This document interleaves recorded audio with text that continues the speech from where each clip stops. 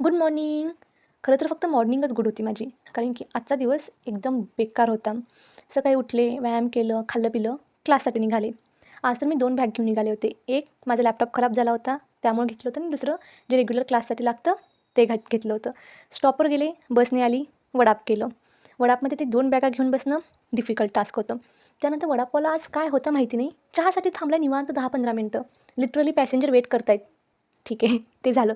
स्टॉपला उतरले, बॅग दिली काकांना, दुसरी बस पकडली. स्टँडपासून क्लासला जायला 15-20 मिनिट लागतात. पण त्या दिवशी बरोबर अर्धा पाऊण तास लागलं. बसायला जागा नव्हती, धक्काबुक्की, उभारूनच पोहोचले.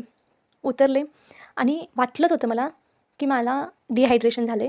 भयानक घाम येऊ राहिला, हातपाय थरथरू राहिले, त्रास होऊ राहिला मला. थोडं चेहरा वगैरे धुतलं, गोड खाल्लं, पाणी पिलं. थोड्या वेळानं ठीक वाटू राहिलं, पण मला घरी जायचं होतं. पण क्लासपासून घर 1.5 तासावर. पप्पा गेले होते ऑफिसला. सो लगेच कोणी मला घरी घेऊन जाईल अशी सिच्युएशन होती. मला बसमधूनच जावं लागणार होतं. कोल्हापूरमध्ये माझे भरपूर फ्रेंड्स आहेत. पण लिटरली मी त्या दिवशी कुणाला फोनच नाही करू शकले. कारण की माझी हिंमतच नाही झाली. मला असं वाटलं, की यार मी कुणाला फोन करेन आणि ते बिझी असेल तर, काहीतरी कामात असेल तर. कोणी हातातलं काम सोडून येईल का माझ्यासाठी? I don't know. इतक्या दिवसानंतर मला अडल्टहूड ना हिट झाले. लिटरली कॉलेजला होतो, की चल रे, ये रे, जाऊया रे. पण आता कामात असू शकतं, महत्त्वाचं काम असेल, कसं फोन करणार?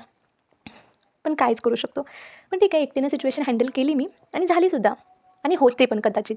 होऊन जाते. होऊन गेलं माझं पण. आता तर कशीबशी घरी आले, थोडं मेडिसिन्स वगैरे घेतले, आराम केले. पहिला मी त्यावेळेला म्हणत होते, की वर्स्ट डे होता. पण आता असं म्हणेन, की हेक्टिक डे होता. ठीक आहे. चलो, बाय बाय. Good night.